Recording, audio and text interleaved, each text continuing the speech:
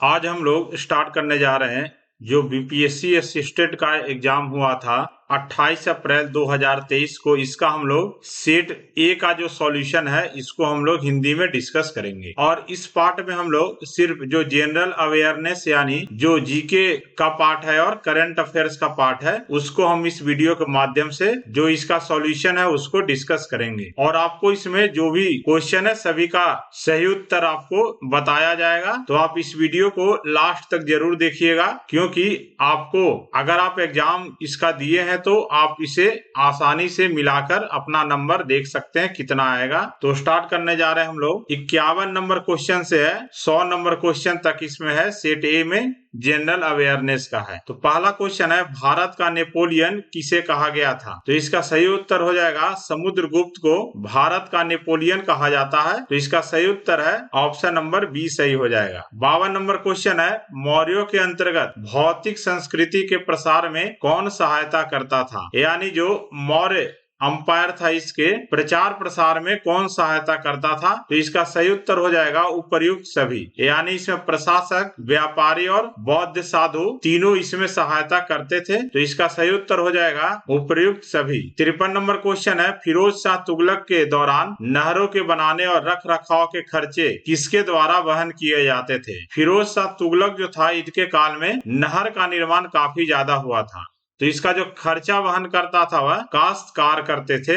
तो सही उत्तर इसका है काश्तकारों के द्वारा। अगला क्वेश्चन है, आईने अकबरी किसने लिखी है? तो इसका सही उत्तर हो जाएगा अबुल फजल। अबुल फजल जो है यह आईने अकबरी लिखी है। और यह अकबरनामा जो लिखे हैं, अकबरनामा जो है इसका पार्ट है यह आईने अकबरी। तो इसका सही उत्तर हो जाएगा अबुल फजल। तो इसका बी आंसर हो जाएगा। अगला 55 नंबर, स्थायी बंदोबस्त को कब लागू किया गया था? तो सही उत्तर है 1793 ईस्वी में अस्थायी बंदोबस्त यानी इसको अंग्रेजी में कहते हैं परमानेंट सेटलमेंट को लागू किया था लॉर्ड कॉर्नवालिस के द्वारा।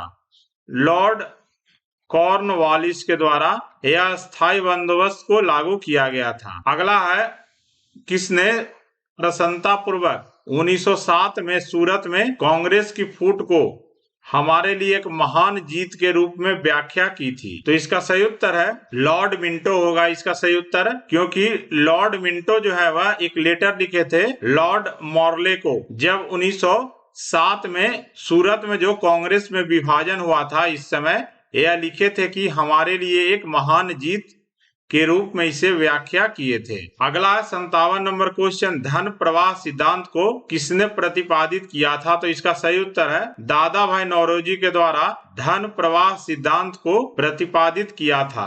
इसका अर्थ है कि जो अंग्रेज लोग हैं वह भारत से धन इकट्ठा करते हैं और इसे इंग्लैंड का जो डेवलपमेंट है इसमें यूज करते हैं। तो यही है ड्रेन ऑफ वेल्थ यानी धन को का बहना इसे कहा जाता है इस सिद्धांत को। अगला 58 नंबर क्वेश्चन, विजयनगर का महानतम शासक कौन था? तो इसका सही उत्तर हो जाएगा कृष्ण देव राय जो थे वह विजयनगर का यह महानतम शासक थे। अगर हम लोग विजयनगर अंपायर की बात करें तो इसका संस्थापक थे हरिहर और बुक्का के द्वारा। यह थे इसका संस्थापक थे हरिहर और बुक्का, और इसके सबसे महानतम शासक थे कृष्ण देव राय। 59 नंबर क्वेश्चन है, संपन्नता ने षड्यंत्र और विद्रोह को जन्म दिया तथा दरिद्रता स्थानित्व और शांति की गारंटी देती है, यह किसने कहा था? तो इसका सही उत्तर है मोहम्मद हसन निजामी के द्वारा यह कहा गया था अलाउद्दीन खिलजी का जो पॉलिसी था इसके बारे में। अगला है, षड्यंत्रकारी संगठन किस संगठन को कहा गया था? तो इसका सही उत्तर है थियोसॉफिकल सोसाइटी को षड्यंत्रकारी संगठन इसको कहा गया था। तो इसका सही उत्तर है थियोसॉफिकल सोसाइटी। अगला है, भारतीय संविधान से कम आयु के बच्चों के लिए मुफ्त शिक्षा प्रदान करने पर जोर देता है।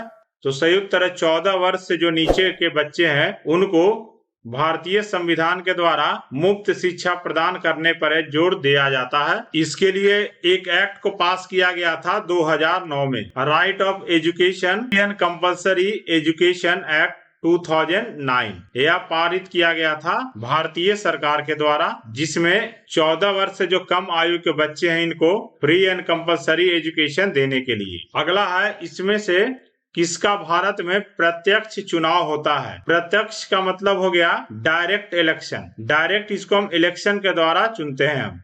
तो इसका सही उत्तर हो जाएगा विधानसभा का जो सदस्य होता है इसका इलेक्शन होता है राज्य में। जैसे लोकसभा का हम लोग सदस्य को चुनते हैं उसी तरह विधानसभा का सदस्य चुना जाता है। और इसमें तीनों जो है भारत के राष्ट्रपति, उपराष्ट्रपति और राज्यसभा का सदस्य, इसको इनडायरेक्ट इलेक्शन यानी अप्रत्यक्ष रूप से इसका इलेक्शन होता है यानी चुनाव होता है। अगला क्वेश्चन है भारत में संविधान संशोधन किसके द्वारा किया जा सकता है? तो सही उत्तर इसका है भारतीय संसद के द्वारा भारत में संविधान संशोधन को किया जा सकता है। तो सही उत्तर है इसका भारतीय संसद, इसका सही उत्तर हो जाएगा। अगला है पंचायत के चुनाव में राजनीतिक दलों की साझेदारी का विरोध किसने किया था? इसका सही उत्तर है doctor V R Ambedkar. Doctor V R Ambedkar जो है वह पंचायती राज जो है व्यवस्था इसका भी विरोध किए थे। अगला क्वेश्चन है राज्यों के पुनर्गठन की शक्ति किसके पास है? तो सही उत्तर इसका है भारतीय संसद के पास यह शक्ति है कि वह राज्य की सीमा, राज्य का नाम या अन्य जो राज्यों के बारे में, जैसे राज्यों का पुनर्गठन यह भारतीय संसद के द्वारा किया जाता है। तो इसका सही उत्तर हो जाएगा भारतीय संसद। इसके द्वारा राज्यों की जो पुनर्गठन की शक्ति है वह भारतीय संसद के पास है।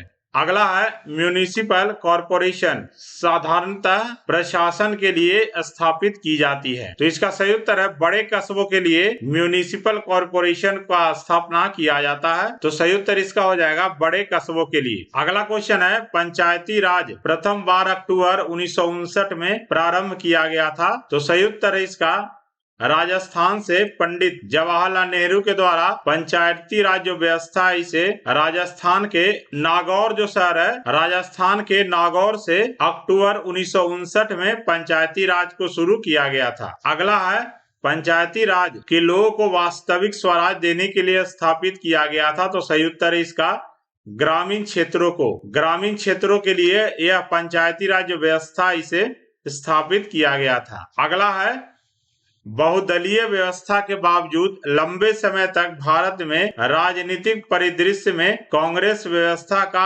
आधिपत्य बना रहा, यह किसने कहा था? तो सही उत्तर इसका है मेरे अनुसार रजनी कोठारी जो कहे थे भारतीय कांग्रेस के बारे में कि बहुदलीय व्यवस्था होने के बाद भी जो कांग्रेस है वह लंबे समय तक भारत में इसका आधिपत्य बना रहा था, यह कहा गया है हिस्टोरियन है रजनी कोठारी के द्वारा। अगला है भारत का जो संविधान क्या है? यह क्या उधार का एक बोरा है यानी लिस्ट ऑफ बोरोवर्स है, यानी दूसरे संविधान से यह लिया गया है भारतीय जो संविधान है इसको। तो सही उत्तर है यह उधार का एक बोरा है। अगला है किस राज्य ने 1969-70 में खनिज उत्पादन में करीब 32.33 के तौर पर अग्रणी स्थान बना ली थी? तो इसका लगभग आंसर होगा बिहार, क्योंकि बिहार झारखंड जो था वह खनिज के क्षेत्र में यह काफी महत्वपूर्ण था। तो सही इसका उत्तर हो सकता है बिहार। अगला है जे.एन. टाटा ने सिंहभूम में किन दो नदियों के मध्य अपनी लोहे और इस्पात की कंपनी स्थापित की थी? इसका सही उत्तर हो जाएगा सुवर्ण रेखा और खरकई रिवर।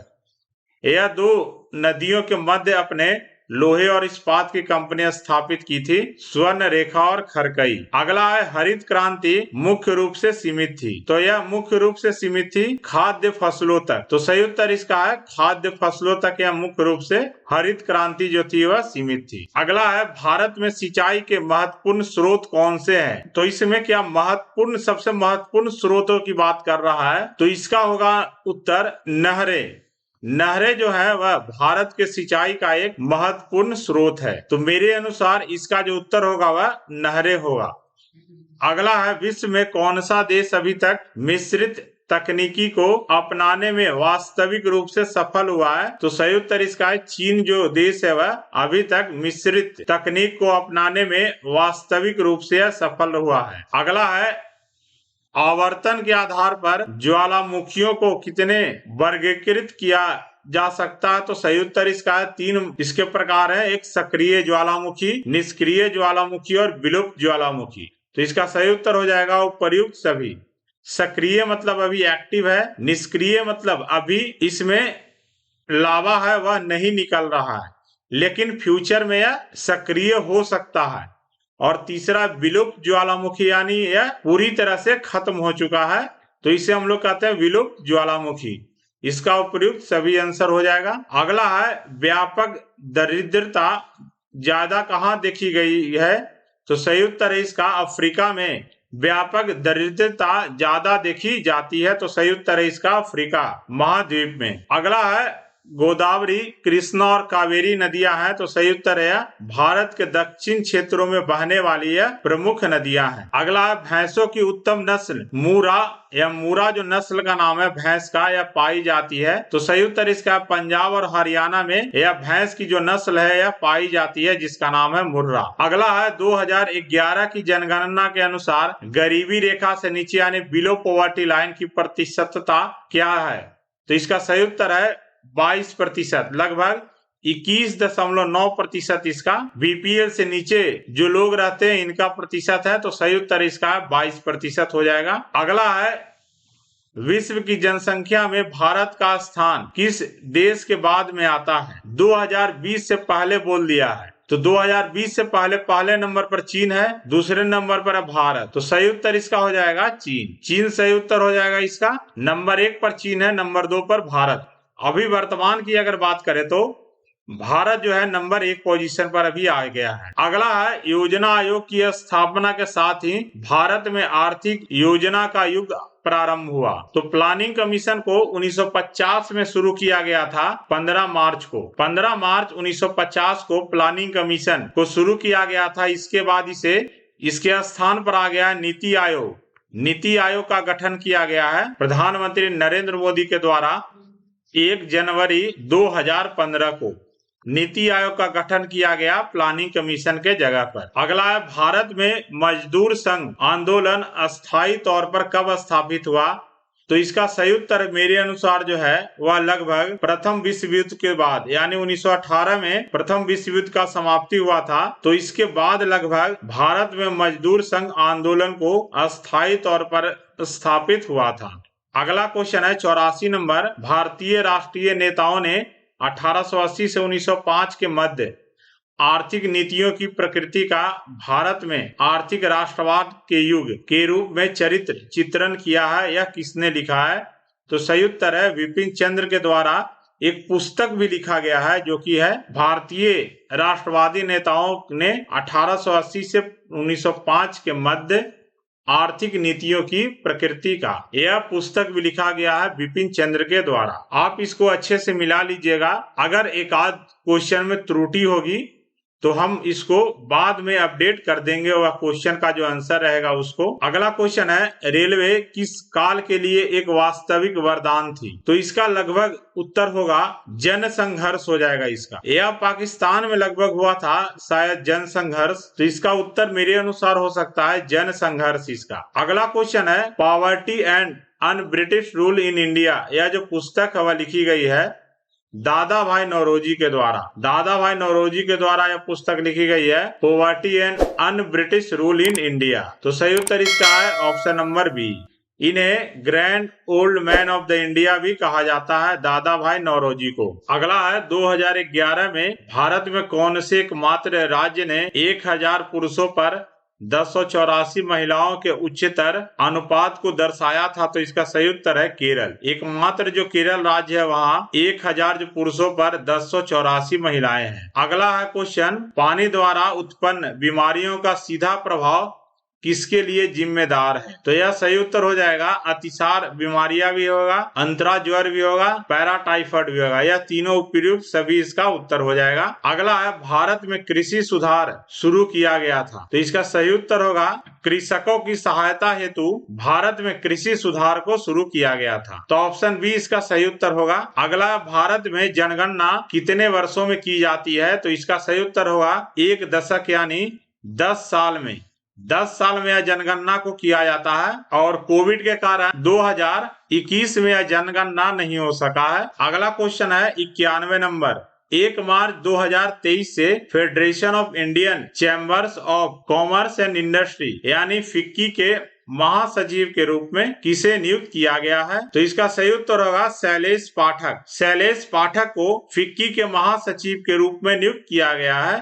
यह सब करंट अफेयर्स का क्वेश्चन बचा है। तो यह क्वेश्चन भी हम करंट अफेयर्स का जो डेली पढ़ाते हैं उसमें हम इसको डिस्कस किए हुए हैं। इस क्वेश्चन को, इसमें जितने भी क्वेश्चन आया हुआ है 10 क्वेश्चन, पूरे 10 क्वेश्चन जो है वह मेरे करंट अफेयर्स का जो डेली करंट अफेयर जो पढ़ाते हैं उसमें यह 10 क्वेश्चन को 10 को डिस्कस किया हुआ है। अगला क्वेश्चन है, वर्ष 2022 में कुल कितने व्यक्तियों को पद्म पुरस्कारों से सम्मानित किया गया है? तो सही उत्तर है कुल 128 जो व्यक्ति हैं उनको 2022 में पद्म पुरस्कारों से सम्मानित किया गया है। अगला क्वेश्चन है 93 नंबर जो है, निम्नलिखित में से किस देश ने फीफा अंडर 17 महिला विश्व कप 2022 जीता है? तो इसका सही उत्तर है स्पेन। स्पेन जो है वह महिला विश्व कप अंडर 17 जो है वह 2022 में खेला गया था। इसमें स्पेन जो है विजेता रहा था और यह जो आयोजित किया गया था यह भारत में इसका आयोजन किया गया था। आयोजन करने वाला यह देश था भारत। अगला है, संयुक्त राष्ट्र के 27वें जलवायु परिवर्तन सम्मेलन यानी COP27 का आयोजन कहाँ किया गया था? तो इसका जो सही उत्तर होगा मिस्र। इसका सही उत्तर होगा COP जो 27 है वह मिस्र में इसका आयोजन किया गया था, कायरो में। यह भी नोट से क्वेश्चन है सब। अगला क्वेश्चन है, कौन सा केंद्रीय मंत्रालय स्मार्ट समाधान चुनौती और समावेशी शहर पुरस्कार प्रदान करता है? तो इसका सही उत्तर है आवास और शहरी मामलों के मंत्रालय के द्वारा स्मार्ट समाधान चुनौती और समावेशी शहर पुरस्कार प्रदान किया जाता है। अगला है क्वेश्चन 96 नंबर, कार्बन मुक्त परमाणु ऊर्जा से उत्पन्न होने वाले हाइड्रोजन का क्या नाम है? तो इसका सही उत्तर है पिंक हाइड्रोजन यानी गुलाबी हाइड्रोजन कहा जाता है। कार्बन मुक्त परमाणु ऊर्जा से उत्पन्न होने वाले हाइड्रोजन का नाम है गुलाबी हाइड्रोजन। अगला, किस राज्य ने राज्य में आरक्षण बढ़ाकर 76% करने के लिए विधेयक को पारित किया है?